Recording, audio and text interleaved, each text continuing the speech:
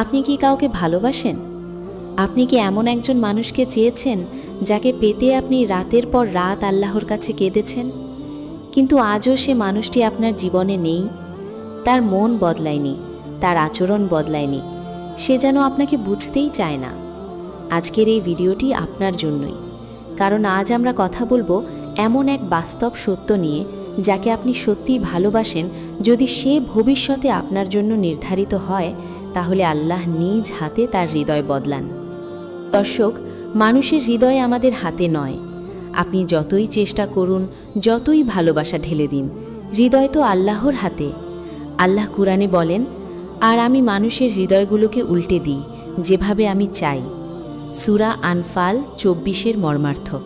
আর রাসূলুল্লাহ সাল্লাল্লাহু আলাইহি ওয়াসাল্লাম বলেছেন, নিশ্চয়ই মানুষের হৃদয় আল্লাহর দুই আঙ্গুলের মাঝে। তিনি যেভাবে চান